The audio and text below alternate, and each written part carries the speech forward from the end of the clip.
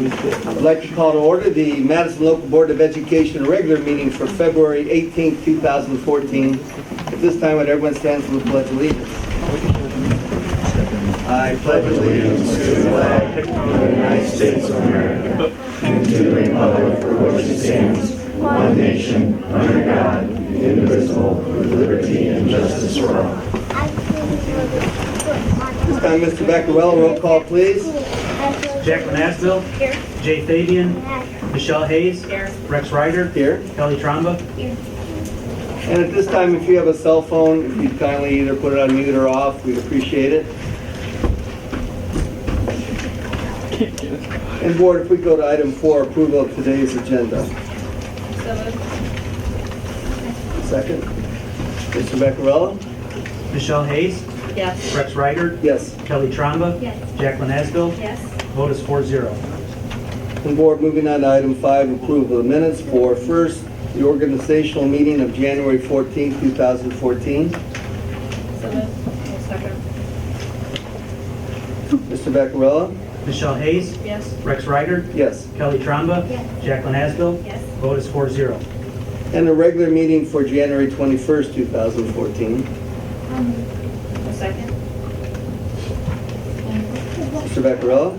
Rex Ryder. Yes. Kelly Tromba. Yes. Jacqueline Asbill. Yes. Michelle Hayes. Yes. Vote is 4-0. And the special meeting for January 28th, 2014. So moved. Second. And Mr. Beccarella? Kelly Tromba. Yes. Jacqueline Asbill. Michelle Hayes. Yes. Rex Ryder. Yes. Vote is 4-0. This time we'll have board recognitions. I'll turn it over to Dr. Gowdy. When you're getting recognition, we'll come up here and we'll see Mr. Measle on the camera so he can be on television. And then we want you to come around and shake hands, starting with Mr. Beccarella, Dr. Gowdy, and right around the circle, and then you can sit down. And after we have our presentations, then you can be, we'll dismiss you at the very end, so you'd have to stay for the exciting part of the meeting at the very after this. Or you can stay. Yeah, see how he says that. You're always welcome.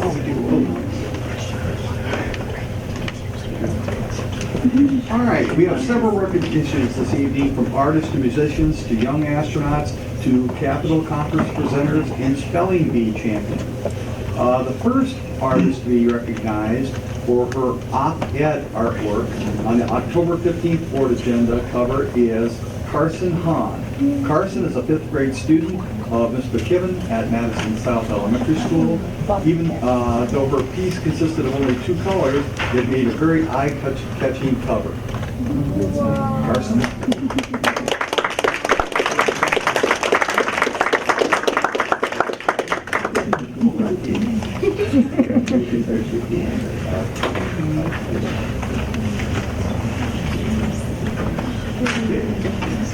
A very colorful radial symmetry drawing was the cover of the October 31st board agenda.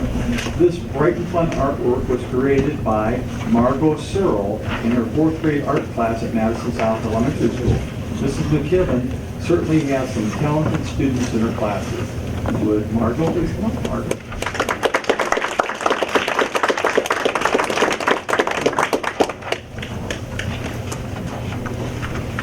Next up, Marissa Poe used crayons to draw a texture cat in her 1st grade class at South Elementary. Maybe she used her own cat as an inspiration for the fat cat on the November 20th agenda cover. Her art teacher, again, is Miss Jennifer McKibben.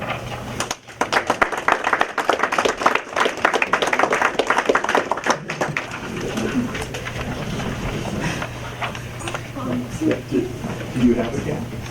What's your cat's name? We'll bring her back here. What's your cat's name? Rosa. Oh, okay. Our mom wants a picture right here. Did somebody want a picture? We get it, okay. Our next artist, Jill Shelton, created a beautiful wildlife piece entitled Duck. Jill is a 12th grade student in Mr. Jeff Greer's painting and studio art class at Madison High School. Her watercolor really showcases her artistic talent and the attention to detail that was featured on the December 3rd agenda cover. Is Jill here? Sometimes they don't show up. Jill? Okay, we'll get that to her. Next up, Brandon Freeman. must be a muscle car fan. His drawing of the 1967 GTO was on the cover of the December 17th board agenda. Brandon's drawing shows great attention to detail and was drawn in his 10th grade art class with Mr. Jeff Greer. Brandon?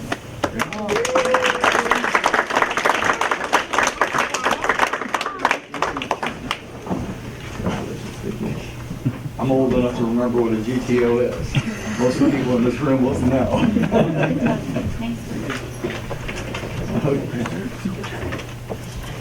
Stop and pose for a picture.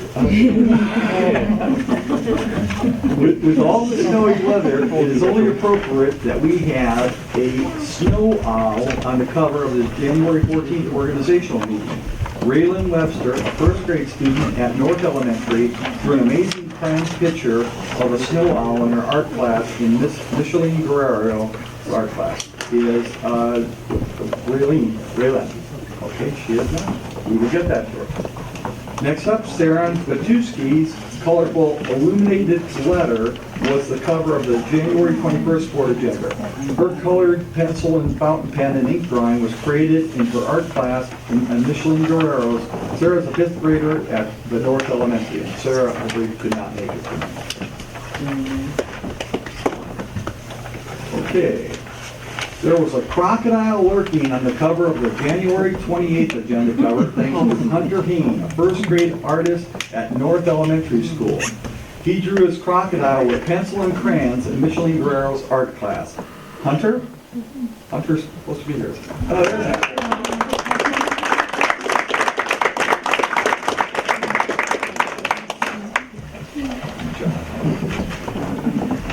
You like crocodile? All right. In an attempt to brighten things up a bit, on the February 4th agenda cover, we had another colorful illuminated letter on its cover. This bright work was created by Kaylin Keller using colored pencil and fountain pen ink. Kaylin is a 5th grade student at North Elementary. Kaylin?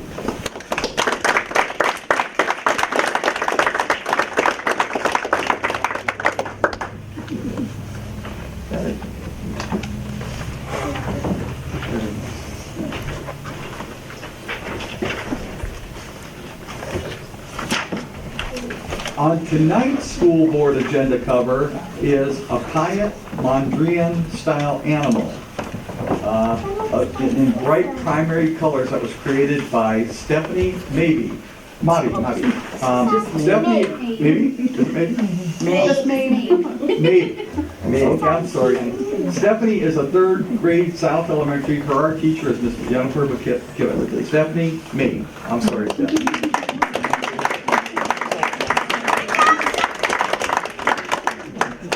Talented artists here. Okay, we're moving in now to musicians. Next, we have 3 very talented musicians from Madison High School. The following students were selected through audition process into the respective prestigious performing arts group. Ryan Klug is to be congratulated for his selection to perform with the Lakeland Jazz Impact on the bass trombone. Makina Varag is to be congratulated for her selection to perform with the Cleveland Youth Wind Symphony on the oboe, and Mackenzie Weaver was also selected to perform with the Cleveland Youth Wind Symphony on the bassoon. Congratulations to all of you. You have demonstrated outstanding proficiency on your instruments and will represent Madison well in these performance groups. None of them, I think, are here tonight. On Saturday, November 2nd, 10 students from the Madison High School Project Lead the Way Science Club ventured to NASA Glenn Research Center to participate in Young Astronaut Day.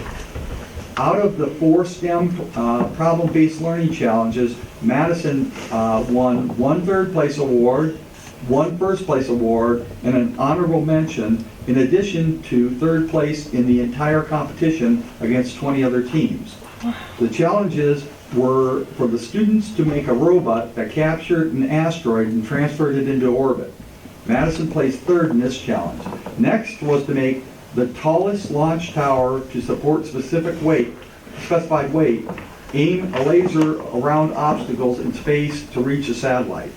This was the first place winner for Madison.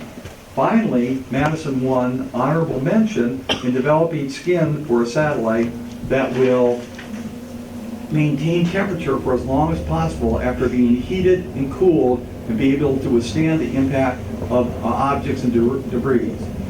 The young astronaut participants were, and they're not all here, but if you are here, please come up. Eric McPherson,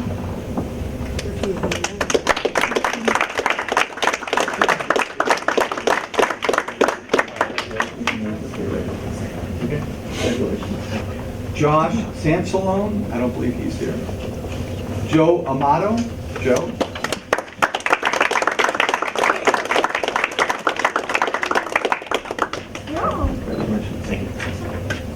Alex Arcano, I don't believe he's here. Clay Fellows, Stephen McGee, Brian Wood, Olivia Bandish, Michelle Glockish, Jamie Lemon, and I believe Lucas Ingalls is here.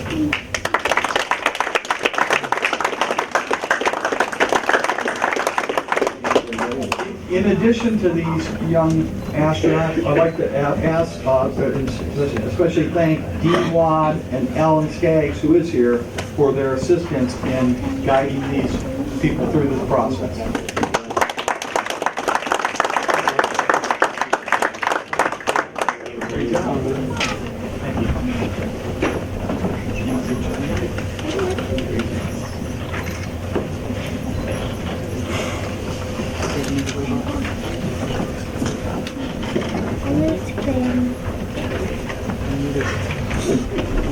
Last, but by no means least, in November, Taylor Gowdy, similar last name, so you might know where she comes from, and Lucas Ingalls traveled to Columbus to make a presentation about Madison High School Cyber Cafe to an audience at the Ohio School Boards Association Capital Conference. This conference is held every year to showcase new ideas and products to educators across the state of Ohio. They did an outstanding job of putting the Madison School District in the state spotlight.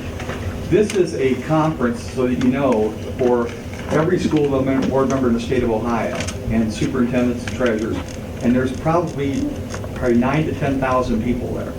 So we were part of a series of presentations, and everybody was so impressed that our young people were part of our presentation team and how professional they were.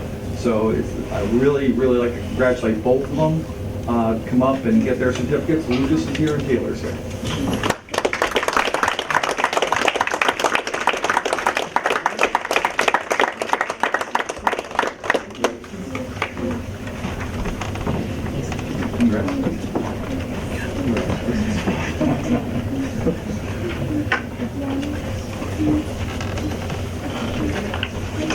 And unless I screwed up, that should be everybody that's being presented to tonight. We try to, as you see, we recognize people in the arts, in music, and for drawing on the agenda cover, in STEM or science, math, and things, and for presenting and doing things above and beyond the call of duty. This board does this, and not many boards of education that I know of. I can't think of any other that will do this. But we do this at every monthly meeting, whatever area where our kids are showing success, because we feel we should recognize, or the board feels they should recognize these students. So I commend them for doing this, and I think it's good for the kids to see who their board members are, who the central office leadership is, and to have the parents come in and share with us, you know, how proud we are of each and every one of them for what they do and how they represent the Madison schools. As Mr. Reichert said, and I won't speak for him, you don't have to stay for the rest of the meeting. You're welcome to. But if you would like to leave, we usually kind of give a time now where if you want to go, you can go. And then we're going to start our business part of the meeting. But you're more than welcome to stay. If you want to go home, if I could go home, I would.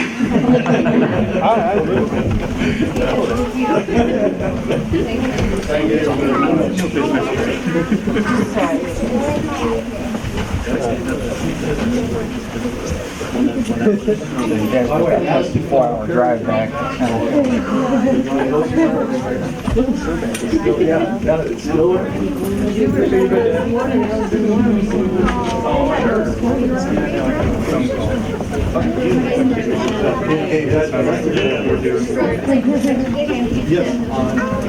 Or when, Thursday.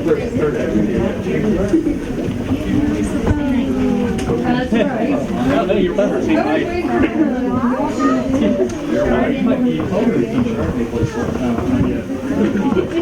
Yeah.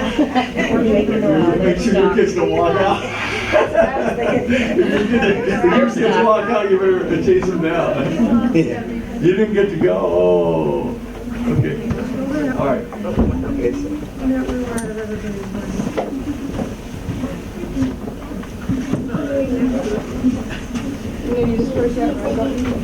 No, hold it where you can see both of them. I get to sit next to you. thank you. All right. He's gonna be. Don't block away. All right, Seriously. moving on, is there any other board member reports? I always like to say this is tournament season for our winter sports, and the board wishes everyone good luck in the tournaments coming up. Anybody else? Right?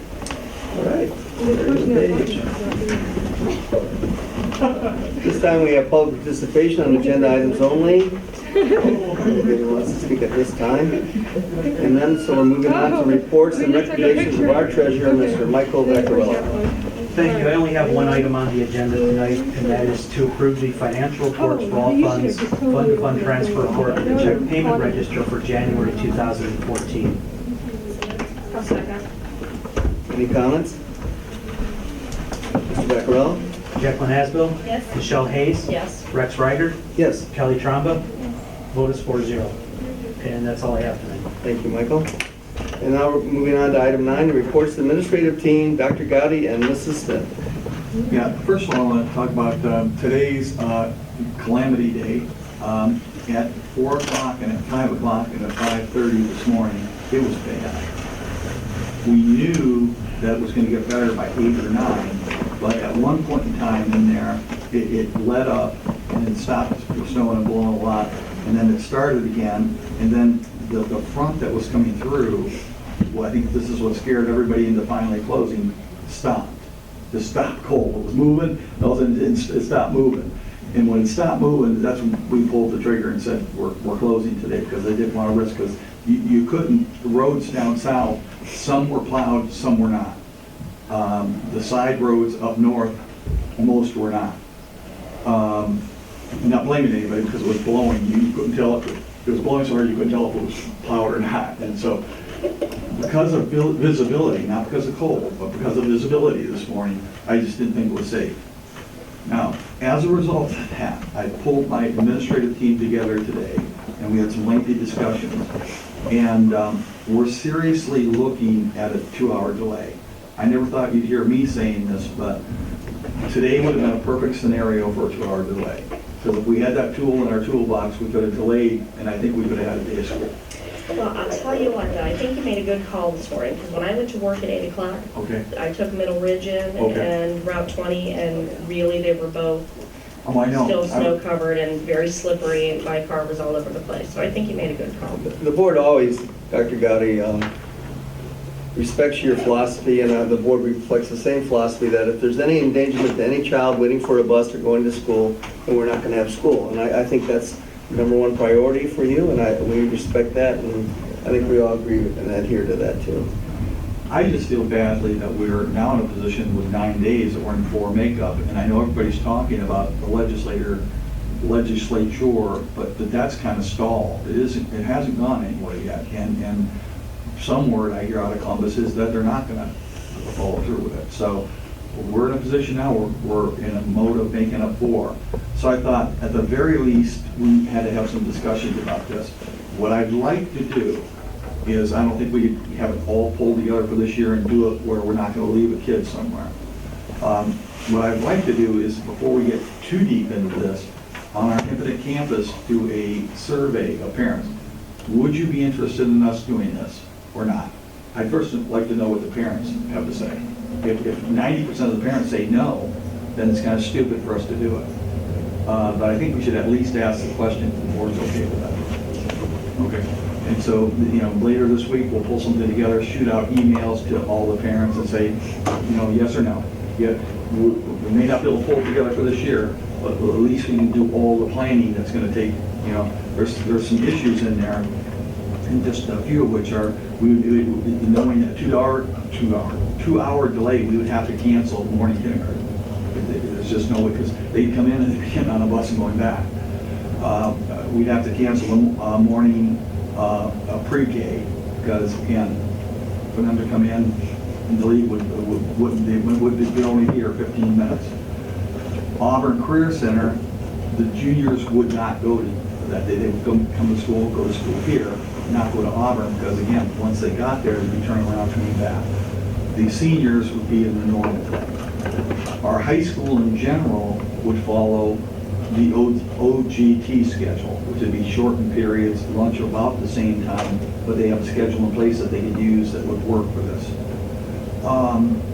The staff would be like the kids. If the kids are supposed to be there at 8 o'clock, the staff's supposed to be there at 7:45. So if the kids bumped back to 10 o'clock, the staff would have to be there by 9:45. The lunch schedule would be the same, because I think pushing the lunch schedule back would just affect the kids. So in the elementaries especially, would maintain the same lunch schedule. They may just get there and only be there an hour, but they go on the lunch schedule, because we don't want them, for some kids that may have not eaten that morning, have to wait till later in the day. And so it would fit with the same time. The non-publics would have to follow our schedule. There's two that would, and the one thing one of the pieces we're working through is the special ed out of district placements, how we would integrate that in, and the Broadmoor, how we would integrate that in. So again,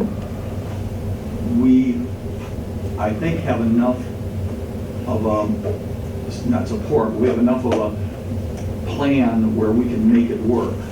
But I want to make sure all the details are covered. Not trying to, before we hear from the parents, I think it's kind of a moot point, but my concern always is if you're a single parent family and you have to go to work, and you go to work, and my kid's a first grader, and I say, okay, Taylor, the bus isn't going to be here at 7, it's going to be here at 9, and I go to work, and then we end up closing for that day, which some districts do after it's a 2-hour delay. That troubles me, because now you have a first grader at home by themselves, and not through anybody's fault, just through the process. And furthermore, and I shared this with you in the past, it further troubles me that, when you know that, it's snowing, and when you have those conditions, sometimes buses run late, different things, they're being careful, there's, it's snowing. You have some buses that run late and those sorts of things. You have children that sometimes are left to get themselves on the bus that otherwise might not be. And, if a child goes outside to get themselves on the bus and, the bus is late and they inadvertently end up locking themselves out of the house, and their 5-minute wait for the bus turns into 20 or 30 and they're locked out of the house, it makes me very nervous.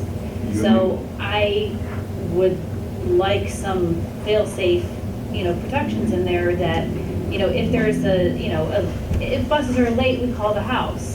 If nobody's home to receive that call and there's a kid standing outside who can't get back in the house, what's the plan of action to make sure that child's not standing outside in cold weather by themselves, can't get back in the house? If a child doesn't show up to school, what's the action plan to make sure that every parent has been contacted to let them know that your child didn't make it to school, not Infinite Campus 6 hours later saying a child has missed 1 or more classes today, 4 or 5 hours after the fact, when that parent has gone to work, leaving a 9-year-old to get on the bus. It concerns me greatly. You compound that with. I'm just saying there's a lot of things. We have 54 square miles in this township. That is a lot of area to cover with bus transportation, and every street, that's a lot of people. In the wood, if a kid's out at the thing, and you on the work thing, and that, I always try to call sooner rather than later, because I don't want that kid standing at the end of the driveway. You may sit there with the car running where the kid's warm. Not everybody does that. And I don't care how warm you dress a kid, if the parent tells them to stand up there, they're gonna stand up there until something happens. And it scares me, especially in these blowing conditions or these cold conditions. That's why I guess I've never been a big fan of the 2-hour delay. Because the other thing I've been trying to watch is, like Geneva today was on a 2-hour delay. Ledgemont was on a 2-hour delay. They closed anyway. So I've always said, just make the decision and live with it. But I think it's reached a point this year with 9 calamity days where we have to at least investigate the possibility. We have to at least ask the question of the parents, would you be interested in this? I think they'll be honest with you. I think I so think they too. will. It's challenging for working parents, the 2-hour delay. Yep. I think that poses more of a challenge. Yep. They have a plan when there is a snow day and they know Yep. that the school is not going to be open. So Yep. I think the 2-hour delay is more challenging for them. It but is other unusual districts- too. other This winter is districts a do it. very unusual winter, Yeah, you know. Well, but other districts do it, like Richland County. They're, I grew up down there. They're on a Sure. constant 2-hour delay. Sure. Lexington schools, Mansfield schools, they're all, I'm sure you and Angela could talk to them and see what the Mhm. plans are, the backup plans for situations like that. Because people do it. But I think it, you know, like you said, this is, Gotta be, the details gotta be, the devil is in the detail. Yeah. But contrary to what, you know, I'm not trying to contradict you, Right. but from the National Weather Service at least, we're all spoiled because this isn't even in the top 10 of bad it's winters. very It- high. we've had 2 soft winters, That's 2 what easy I'm saying winters. compared to the last two. And so people got used to that as being winter, and we're back to a very actual normal winter. If you ask the Weather Service people, this is a pretty Oh, okay. normal winter. We're in a normal winter and everybody's kind of reacting to but you this. have sub-zero temperatures, plus you have the blizzard conditions I on know, different we days. postponed- You have like, Well, you have like, I'll tell you what, if you ask a couple little ones in the audience of what they think about 2-hour delay, you know, Jake, the night before, if he hears on the news it's gonna be cold or we're getting snow, he's saying, call Roger, call Roger. Gotta wear your pajamas inside out, that's the secret. They like a plain old Wear your snow pajamas day. inside out, that gets me every time when they have their pajamas inside out. There's all kinds of superstitions out there, but that's the one that always gets me. The pajamas inside out gets me every time. Well, I think, you know, as a community, if it's something that we want to turn to, I think communities that do this a lot, Yeah. you know, there are solutions, there Yeah, are, yeah. you know, there are pre-Ks and stepping stones and YMCAs that then offer, you know, programs where you can drop kids off, and, you know, there are solutions to it. Our community just doesn't, we haven't established those because we've Correct. never utilized that kind of system. So Correct. I think we could build those with some, you know, some dialogue with YMCA and some, you know, we could certainly coordinate some things maybe. I think it was gonna take some time to build, but we can certainly do that. I You agree. know, I just think that we just need to be diligent and careful. and is it worth it to the staff? I mean, the curriculum that they follow is very tight. Mhm. And you put the kids in and you take them right to lunch. I mean, is it worth the snow day or not to say, we're gonna rush through this entire day and not get to any of the curriculum that the teachers work so hard to do? Well, I could survey them the 4th makeup day in June and see what they think. I think I don't know what they would think by that time. But no, Well, let us know. I'd be anxious in their input too. I guess, I don't think this is gonna be a 50-50 thing. I think it's either gonna be 90% of the people are gonna say they don't want the 2-hour delay, or 90% are gonna say they do want the 2-hour delay. And I think we at least ask the question, because as you suggested, Jacqueline, is so true. I know Perry's trying to pull it together for this year.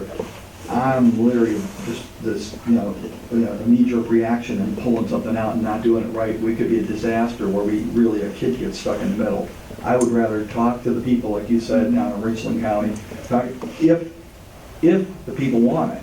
If we open the window of the survey for a week and people say, heck no, then I think it's silly for us to try to force it down their throat. No, we're a lot Okay. larger. It's easier to whip something together when you have a school district that's, Yeah. you know, Yeah. so much smaller. Concentrated, right?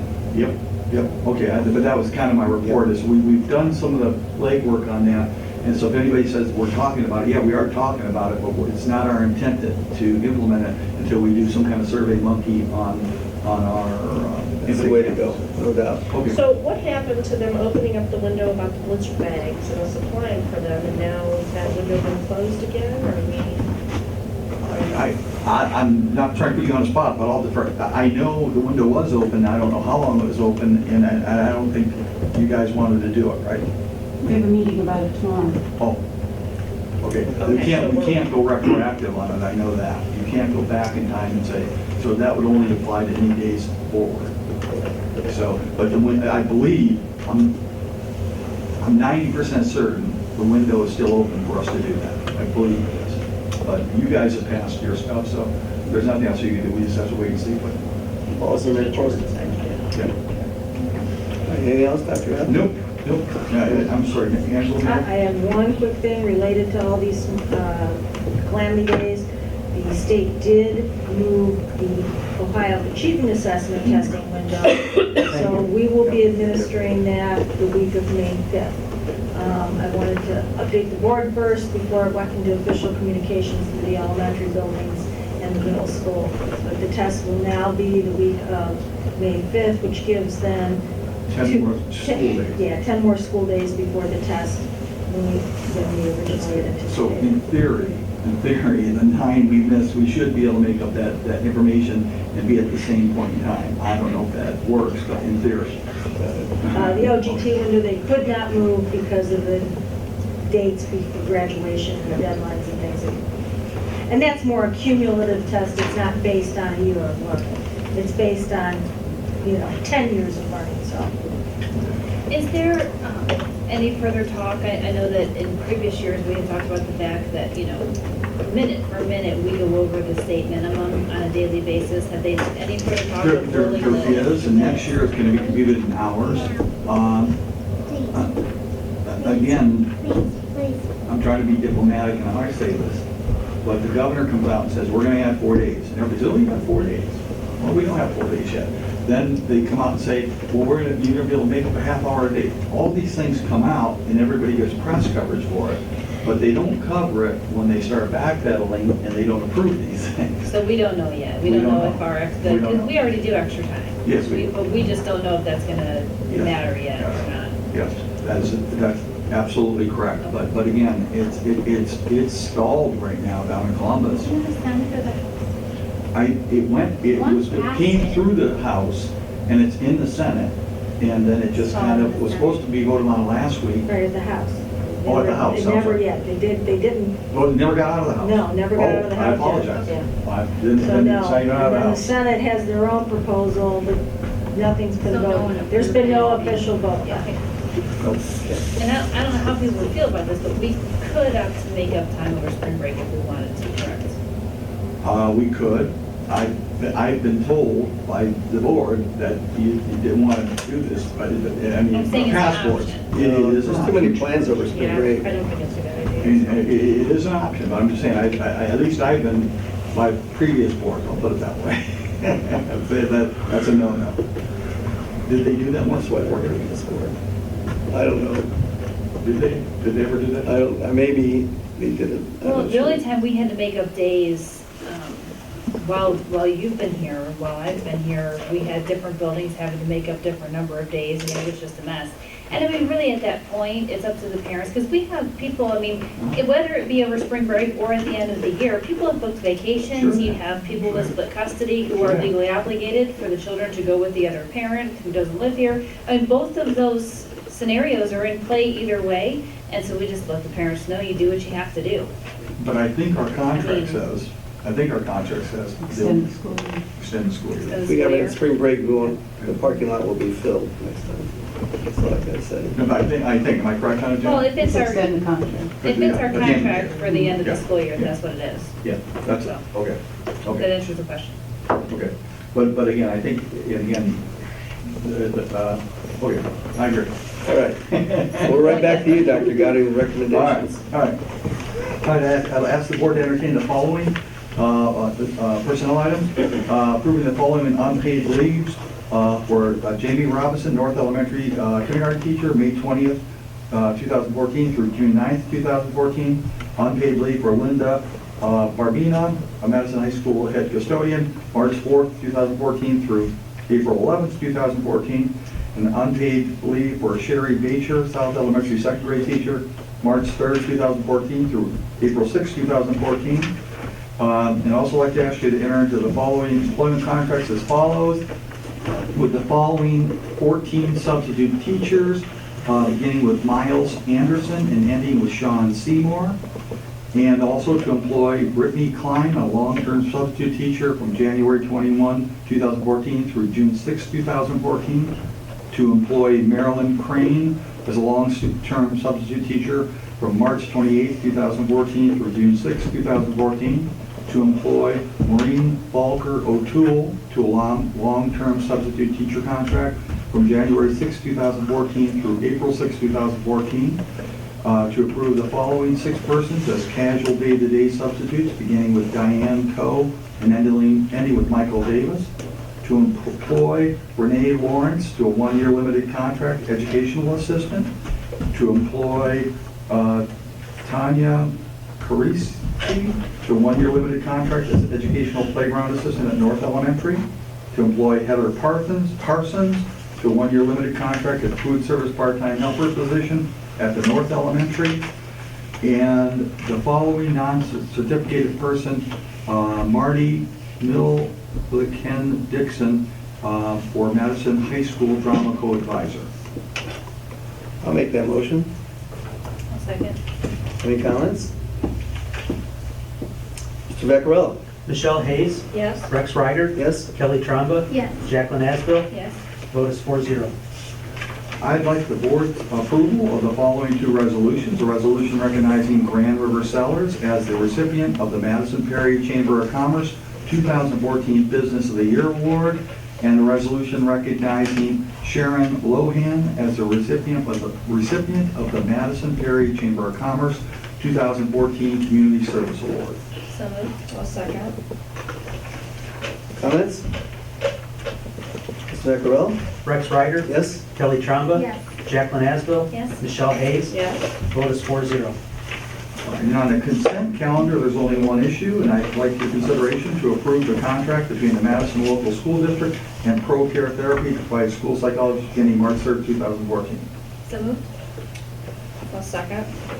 Any comments? Mr. Vaccarello? Kelly Tromba, Yes. Jacqueline Asbill, Yes. Michelle Hayes, Yes. Rex Ryder, Yes? vote is 4-0. That concludes my recommendations, Mr. President. Thank you, Dr. Gotti. This time, public participation. Anyone have anything to say to the board tonight? Yeah? That's it, hi. Hi. Okay, I guess we're at a need for executive session, I have no need for it. and then a motion for adjournment. So moved. I'll second. And Mr. Vaccarello. Jacqueline Asbill, Yes. Michelle Hayes, Yes. Rex Ryder, Yes? Kelly Tromba, Yes. vote is 4-0. Great job, you guys. Thank you. Thank everyone for coming. Our next meeting is the first Tuesday in March, is that correct? Yes, Okay. yes.